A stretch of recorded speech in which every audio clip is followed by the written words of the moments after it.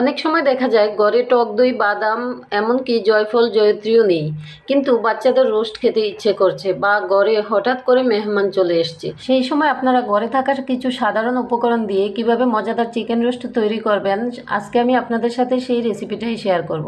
আসসালামু আলাইকুম, welcome my channel Saida's lifestyle. তো চলুন শুরু করা যাক। আমি কিছু চিকেন পিস নিয়ে নিয়েছি, সেগুলোতে আমি পরিমাণ মতো একটু লবণ দিয়ে খুব ভালোভাবে সবগুলা পিস ম্যারিনেট করে নিচ্ছি। আমি শুধু লবণটাই চিকেনের পিসগুলোর সাথে ভালোভাবে মেখে নেব, আর অন্য কোনো মশলা ব্যবহার করব না। এই পর্যায়ে চিকেনটাকে এক সাইডে রেখে দিচ্ছি। এখন আমি চুলাতে একটা কড়াই বসিয়ে তার মধ্যে পরিমাণ মতো তেল দিয়ে গরম করে সেটাতে আমি এখন দিয়ে দিব কিছু পেঁয়াজ কুচি। এবার অনবরত নেড়ে চেড়ে পেঁয়াজটাকে আমি বেরেস্তা করে নিব। চেষ্টা করবেন আপনি যেই তেলে চিকেন রোস্টটা করবেন সেই তেলেই পেঁয়াজটা বেরেস্তা করে নেওয়ার জন্য। এতে করে তেলের মধ্যে খুব সুন্দর একটা অ্যারোমা ছড়ায়। আর যেহেতু আমরা কোনো ধরনের স্পেশাল মশলা ব্যবহার করব না, সেহেতু এইসব ছোটোখাটো বিষয়গুলো মাথায় রাখতে হবে। এবার পেঁয়াজ বেরেস্তাগুলো তুলে নিচ্ছি। তুলে নেওয়ার পর আমি মেখে রাখা চিকেনের পিসগুলো একে একে আমি এই তেলটাতেই দিয়ে দিব। যখন আমার চিকেনের পিসগুলো দেয়া শেষ হয়ে যাবে, তখন আমি চিকেনের পিসগুলো মাঝারি আঁচে হালকা লালচে রং আসা পর্যন্ত উল্টে পাল্টে ভেজে নেব। এই যে দেখেন আমার চিকেনের পিসগুলো লালচে বাদামি রঙের হয়ে গেছে। এখন আমি এগুলোকে একে একে তুলে নিচ্ছি। এভাবে করে আমি বাকি চিকেনের পিসগুলো ভেজে নিচ্ছি। সবগুলো চিকেনের পিস ভেজে নেওয়ার পর এখন আমি ওই একই তেলের মধ্যে দিয়ে দিব পেঁয়াজ বাটা পরিমাণ মতো, রসুন বাটা পরিমাণ মতো এবং আদা বাটা। এগুলো দেওয়ার পর আমি তেলের মধ্যে হালকা নেড়ে চেড়ে কাঁচা স্মেলটা দূর করে নেব।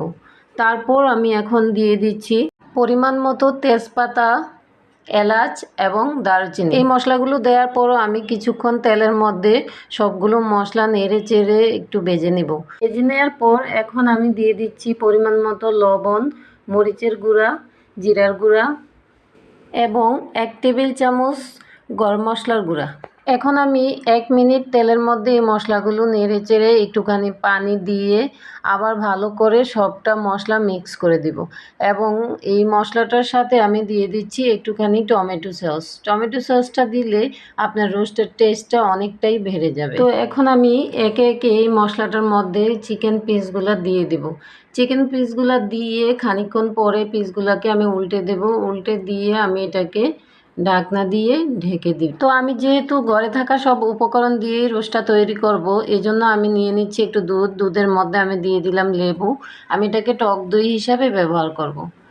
এখন আমি ঢাকনাটা তুলে চিকেনের পিসগুলোর মধ্যে এই টক দইটা দিয়ে দিব। টক দইটা দিয়ে নেড়ে চেড়ে ভালোভাবে চিকেনের পিসগুলোকে এক এক করে উল্টে দেব। উল্টে দেওয়ার পর আমি এই চিকেনের পিসগুলা ভালোভাবে ঢেকে দেব। একটু এই টক দইয়ের এই পানিটাতেই চিকেনটা সিদ্ধ হবে। আমি আর এক্সট্রা পানি এটার মধ্যে ইউজ করব না। তো বন্ধুরা, আপনারা কে কোথা থেকে আমার রেসিপিটা দেখছেন জানাতে কিন্তু ভুলবেন না।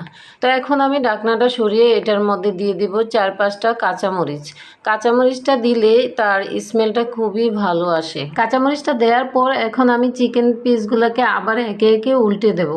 উল্টে দেওয়ার পর আমি যে পেঁয়াজ বেরেস্তা করে রেখেছিলাম, সেই পেঁয়াজ বেরেস্তাটা এখন আমি পুরো চিকেনটার মধ্যে দিয়ে দিব।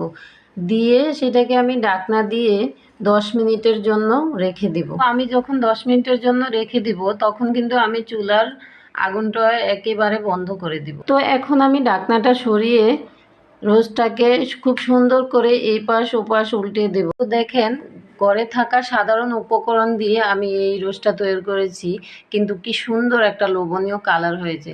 তো বন্ধুরা, আজকের মতো এখানেই বিদায়। আবার পরবর্তীতে আসবো। সে পর্যন্ত ভালো থাকেন। আল্লাহ হাফেজ।